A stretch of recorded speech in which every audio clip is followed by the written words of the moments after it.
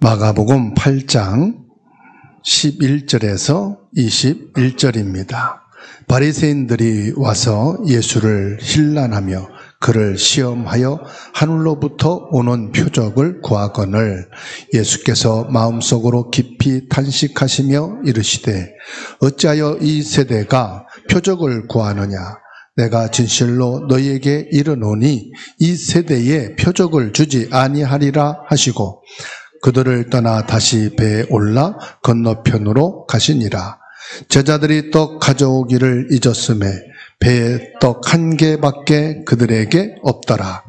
예수께서 경고하여 이르시되 삼가 바리새인들의 누룩과 헤롯의 누룩을 주의하라 하시니 제자들이 서로 수군거리기를 이는 우리에게 떡이 없음이로다 하거늘 예수께서 아시고 이르시되 너희가 어찌 떡이 없음으로 수군거리느냐. 아직도 알지 못하며 깨닫지 못하느냐. 너희 마음이 둔하냐. 너희가 눈이 있어도 보지 못하며 귀가 있어도 듣지 못하느냐. 또 기억하지 못하느냐. 내가 떡 5개를 5,000명에게 떼어 줄 때에 조각 몇 바구니를 거두었더냐. 이르되 12이니이다. 또 7개를 4,000명에게 떼어 줄 때 조각 몇 광주리를 거두었느냐. 이르시되 입니다. 아직도 깨닫지 못하느냐 하시니라. 아멘. 예수님께서 오늘 말씀하시기를 바리새인의 누룩과 헤롯의 누룩을 주의하라 말씀하셨습니다. 왜 바리새인들과 헤롯의 누룩을 주의하라고 했을까요? 우리의 영혼을 썩게 하는 것이 이들의 누룩이기 때문에 그렇습니다.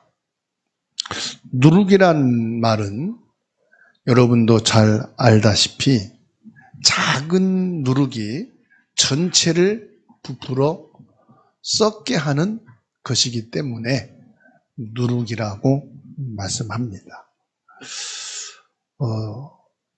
시골에서 고구마를 한 박스 사왔어요. 한 이틀 지난 다음에 고구마를 찌려고 잘라보니까 3분의 2가 다 썩었어요. 겉은 멀쩡한데요. 아주 맛있게 생긴 고구마인데 잘라보니까 다 썩었어요. 그거 다 버릴 수밖에 없지요. 이 바리새인들의 작은 누룩이 무엇을 말하느냐? 외식과 불신앙을 말하는. 헤롯의 누룩은 뭘 말하느냐? 세속주의, 물질주의를 말하고 있습니다. 이 바리새인들의 작은 누룩, 이 외식과 불신앙, 겉으로 볼 때는 믿음이 좋아요. 교회 생활을 아주 열심히 해요. 또 경건도 해요. 율법주의로 안식일을 지키고 금식도 하고 10의 1조도 하고 봉사도 하고 다 해요. 그런데 영적으로는 병들어 있어요. 영적으로 병들어 있단 말은 예수 그리스도 복음에 대한 믿음이 없어요. 신앙이 깊은 것 같은데 이 말씀을 근원적으로 믿지 않는 이게 다 바닥에 깔려 있는 거죠. 그리고 헤롯의 누룩은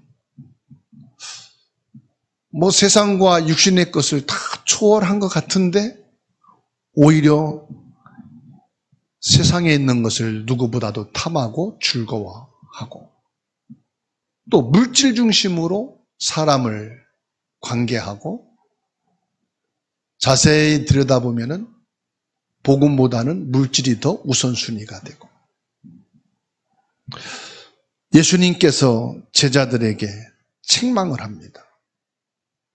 너희가 어찌 둔하고 너희가 어찌 깨닫지 못하고 너희가 어찌 기억하지 못하느냐. 그러면서 20절에 19절에서부터 말씀하죠. 내가 떡 5개를 5,000명에게 떼어줄 때 그 4,000명이 5,000명이 먹고 몇 바구니가 남았느냐? 12바구니가 남았습니다. 또 7개 떡을 가지고 축사해서 4,000명에게 나눠줬는데 떡 몇 광주리가 남았느냐? 7광주리가 남았습니다. 그러니까 지식적으로는 똑똑하고 잘 아는데 예수님이 왜 이것을 행하셨느냐? 이 영적인 복음은 깨닫지 못하고. 저는 예수님이 이렇게 질문하시는 말씀을 들으면서 내 마음이 찔렸어요. 내가 혹시 바리새인의 누룩, 헤롯의 누룩에 전염되어서 병든 사람은 아닌가. 너가 겉으로는 믿음 좋고 목회자로서 복음안에 신앙생활을 하고 있다고 하면서 너 바리새인 누룩이 없냐? 외식하고 불신앙하는 게 너 안에 없냐? 너에게는 헤롯의 누룩이 없느냐? 세상의 것을 좋아하고 탐하고 즐거워하고 물질을 추구하고 물질이 좋아서 돈을 따라가는 헤롯의 누룩이 내게 없느냐? 이런 예수님의 음성이 내게 들려오니까 내 양심이 찔리더라고. 나는 과연 주님 앞에 바른 믿음과 신앙을 갖고 있는가? 지금까지 받은 응답과 하나님의 축복을 말하면서도 이 응답과 축복을 예수님이 왜 주셨는지 5병이어와 7병이의 증거를 가지고 예수님이 그리스도라는 응답과 은혜를 주셨는데 마치 내가 수고하고 내가 노력하고 내가 노동하고 내가 일해서 번 것처럼 내가 착각하고 오해하고 있진 않은가. 먹고 사는 거, 일하고 내가 힘쓰는 것만 중요하게 여기지 하나님께서 근원적으로 내게 주신 은혜, 이 축복을 잊어버리고 살아오진 않았는가 하는 부분이 저는 많이 양심의 가책이 느껴지고 참된 믿음이 무엇인가를 고백하게 되었습니다. 예수님께서는 신앙의 그 거짓된 부분을 11절로 12절에 책망하시는 것을 보게 됩니다. 5병이어와 7병이의 기적을 통해 예수님이 생명의 떡이시고 구원자로 오신 메시아임을 증명했음에도 불구하고 바리새인들은 오히려 마음에 예수님을 시험하고자 또 다른 표적을 구하는 거예요.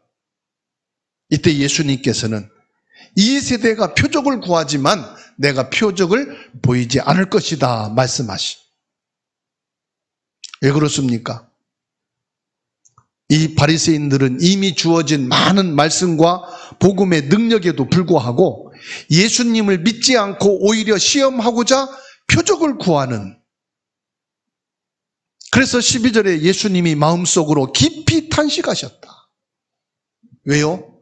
근원적으로 믿으려고 하지 않는 그 불신앙이 바닥 깊이 깔려 있는 것을 보시고, 예수 그리스도를 믿고자 하는 그 믿음의 중심에서 나에게 표적을 보여주세요라고가 아니라 예수님을 시험에 들게 하려고 하는 불신앙의 의도로 예수님께 표적을 구하는 것을 주님이 보시고 예수님이 지금 탄식하시는 것을 보게 됩니다.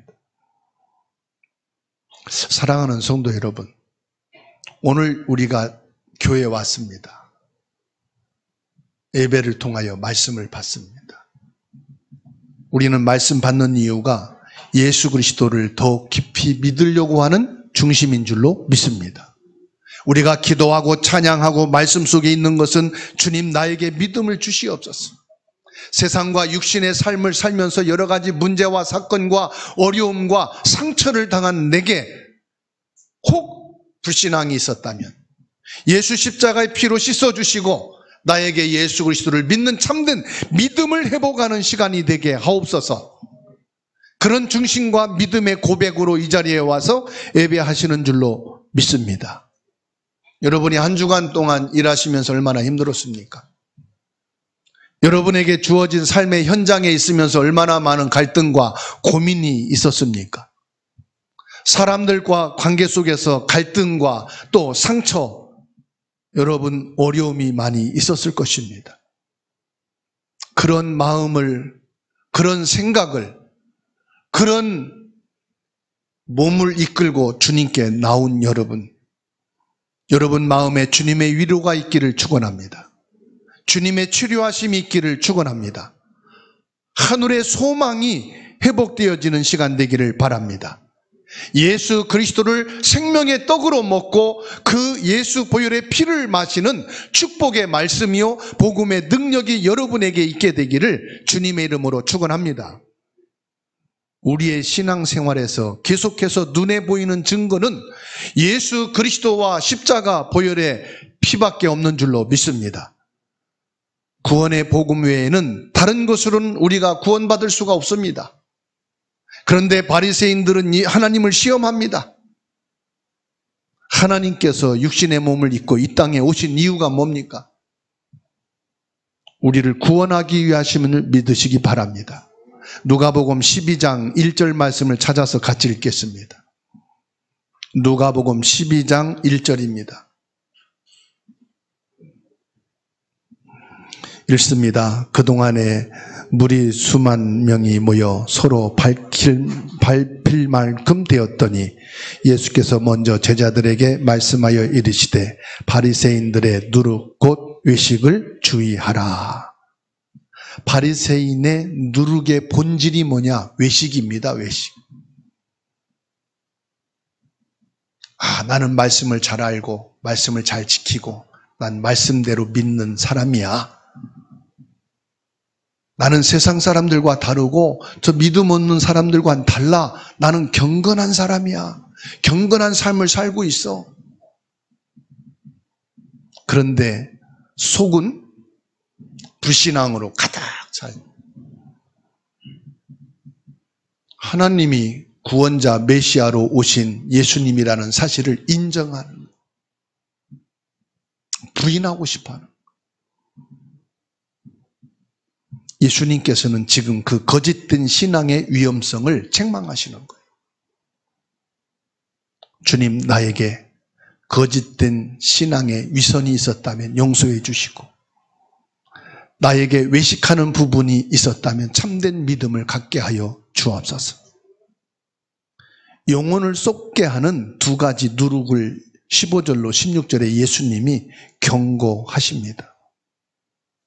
예수님은 배에서 제자들에게 삼가 바리새인들의 누룩과 헤롯의 누룩을 주의하라 말씀하시.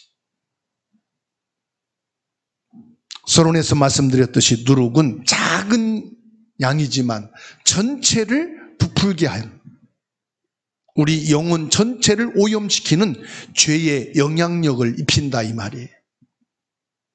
그래서 15절에 예수께서 경고하여 이르시되 삼가 바리새인들의 누룩과 헤롯의 누룩을 주의하라. 바리새인 누룩인 외식, 교만, 형식주의, 겉모습만 경건하고 내면은 탐욕과 위선으로 가득한 신앙생활.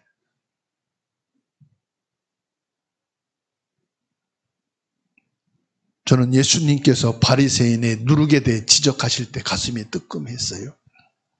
나에게도 이런 부분이 있었을 텐데, 나도 이런 부분을 보여주려고 했는 게 있을 텐데. 그리고 헤롯의 누룩은 세속주의와 물질주의, 다시 말하면 세상의 권력과 부귀, 영화, 세상의 성공만을 추구하는 이 땅의 복이 영적인 복보다 더 중요하다고 믿는 믿음. 이 헤롯의 누룩은 돈이 있어야 예수도 믿는 거야. 신앙생활 하려면은 내게도 힘이 있고 지위가 있고 명예가 있어야 사람들이 인정을 해. 이런 것이 나도 모르게 오염되어서 내 영혼을 황폐케 시키고 있지는 않는가.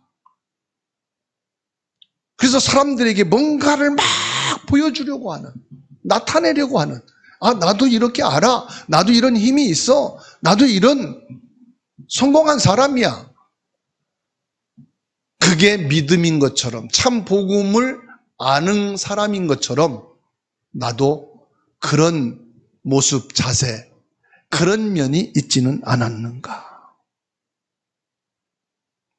예수님을 믿으면서도, 예수님을 따르면서도 떡만 걱정하고 있는, 염려하는 제자들을 보게 됩니다. 이 제자들이 부랴부랴 배를 타고 예수님과 함께 건너편으로 가고 있는데 7병이어의 역사를 이루고 난 다음의 일이잖아요. 근데 떡을 못 챙겼다 이 말이에요. 살펴보니까 한 개밖에 없어. 야, 큰일 났다. 뭐 점심 때가 됐는지 저녁 때가 됐는지 찾아보니까 떡 한 개밖에 없어. 마침 그때 예수님이 바리새인과 헤롯의 누룩을 조심하라 그러니까 우리가 떡이 없는 거를 예수님이 알아채시고 말씀하신가 보네. 이 제자들은 누구를 말합니까? 기존 우리 믿는 사람들을 말하는 거예요. 목사인 나를 향해 말하는 거예요. 중직자들을 향해 말하는 거예요. 너희가 지금까지 나를 믿고 따르면서도 아직도 떡이 없다고, 떡이 모자라다고, 물질적인 것에만 계산하고 염려하고 있느냐? 제자들의 관심은 오직 현실적인 문제, 배고픔, 물질, 지금 우리에게 필요로 한 것, 여기에만 다 머물러 있다 이 말이에요. 그래서 16절에 제자들이 서로 수군거리기를 이는 우리에게 떡이 없음이로다 하거늘. 수군거린다는 건 뭐예요? 뭔가 확신이 없을 때 수군거려요. 뭔가 확인이 안 됐을 때 이거 어떡하지? 수군거려. 믿음이 없을 때 뭐 하느냐? 수군거려. 저 사람에 대한 믿음이 없는데 저 말할 때 저거 믿어야 되나? 저 말이 진짜인가? 수군거려. 제자들이 헤롯의 누룩인 세속적인 염려에 감염되어 가지고 지금 예수님이 5병이어 7병이어를 행하신 그 현장에 있었음에도 불구하고 세상적이고 물질적인 것만 계산을 했지 저 예수님이 창조주 하나님이시구나. 저 예수님이 우리를 구원하러 오신 메시아구나. 저 예수님이야말로 하나님을 떠나 있는 우리 불신앙의 근원적인 문제를 해결하실 참 제사장이시구나. 저 바리새인 헤롯과 같이 진리와 복음을 말하지 않고 거짓을 가르치고 거짓 속으로 죽음에 이르게 하는 그 사단의 정체를 밝히고 사단의 정체를 꺾어버리고 우리를 구원하실 참된 왕이시구나. 아무리 질병을 고치고 고쳐도 지옥이에요. 문득병을 고치고 중풍병을 고치고 귀신을 떠나보내고 병든 자를 치료해도 그것은 참된 생명이 아니요. 참된 구원은, 참된 천국은 하나님 나라예요. 이 땅에서는 하나님의 나라가 없어요. 저 예수님이 참된 선지자로 우리를 생명으로 이끌어가고 하나님의 나라로 인도할 영원한 천국에 갈 수 있는 유일한 구속자시구나. 이 예수가 그리스도의 되심에 대한 눈이 감겨 있어요. 귀가 닫혀 있어요. 아무리 기적과 표적을 봐도 영적으로 복음으로 이것을 보지 못하고 깨달음이 없어요. 그래서 오늘 예수님께서 말씀하는 겁니다. 예수님께서 제자들을 가리켜 말씀합니다. 아직도 깨닫지 못하느냐. 꼭 저에게 주시는 메시지인 것 같습니다.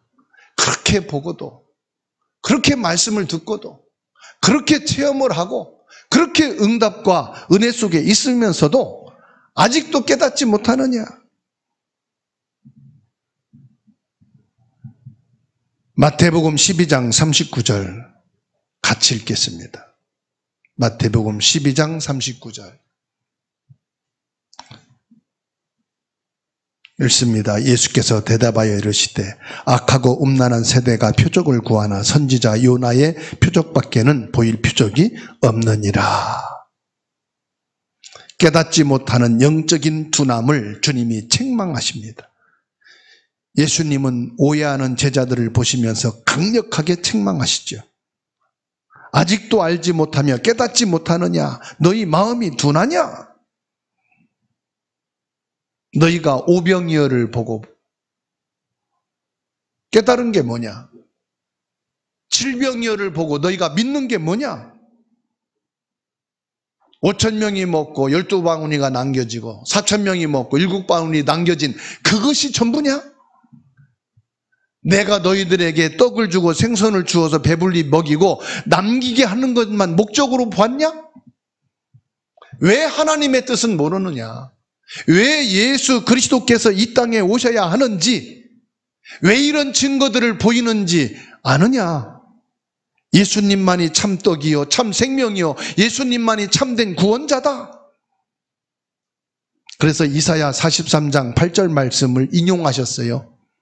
눈이 있어도 보지 못하고 귀가 있어도 듣지 못하는 백성을 이끌어내라. 오병이어는 큰 것이지만 이 땅에서는 하나님 볼 때는 지극히 작은 거란 말이에요. 예수 그리스도 십자가 죽으심과 부활과 성령의 임재, 이거보다 비교할 때는 지극히 작은 거예요. 왜? 진리가 아니니까.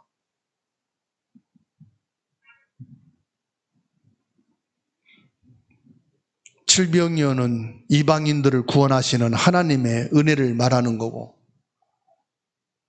오병이어는 종교 속에 빠져있는 유대인들을 깨우치기 위한 하나님의 전능하신 구원의 역사와 능력인데 이거를 알지 못하는 거죠. 예레미야 5장 21절에 어리석고 지각이 없으며 눈이 있어도 보지 못하며 귀가 있어도 듣지 못하는 백성이여 이를 들을지어다. 예수님이 말씀하고 계십니다. 여러분, 아주 맑은 샘에 독한 독 한 방울 딱 떨어뜨리면 어떻게 되죠? 그 물을 마시는 자는 다 중독되어 죽을 수밖에 없어요. 그렇죠? 바리새인의 누룩은 율법주의, 인본주의, 진리인 척하지만은 거짓이 들어가 있는 독과 같습니다.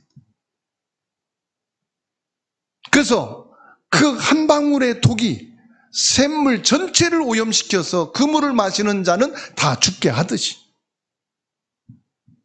복음의 본질을 해치고 구원의 길을 모르게 하는 사단의 이론과 속임수다 이 말이죠. 오늘 저와 여러분들은 예수님의 마지막 질문, 아직도 깨닫지 못하느냐?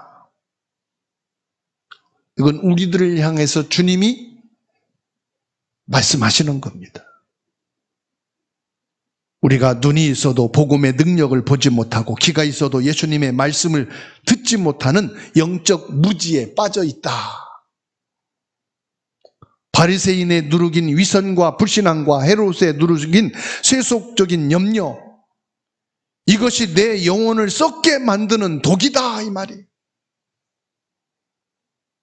저와 여러분들은 매일매일 예수 그리스도 십자가와 그 부활, 복음의 능력을 기억하고 생명의 떡인 예수 그리스도로 충만하시기를 바랍니다.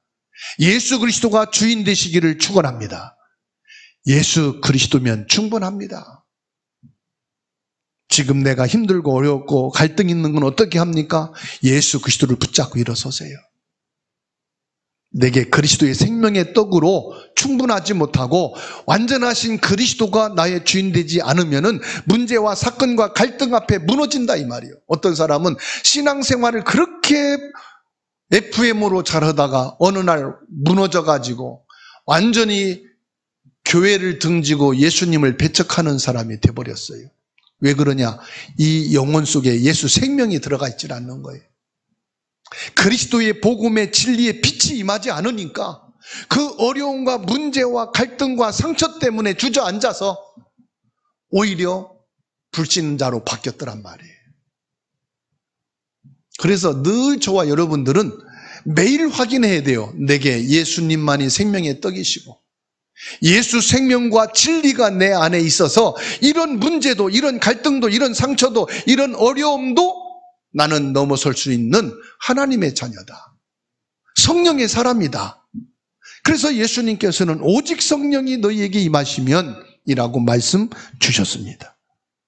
그래서 오늘 저와 여러분들이 이 바리새인 누룩과 헤롯의 누룩을 주의하라고 말씀하신 주님의 말씀을 내게 주시는 말씀으로 경각심을 갖고 보고 듣고 확인했음에도 아직도 내 마음이 둔하고 어리석어서 깨달음이 없는 제자들과 같이 내가 수없는 말씀과 복음 속에 있으면서도 내 눈과 귀가 막혀 있고 닫혀 있다면 주님 나의 눈과 귀를 열어 주옵소서.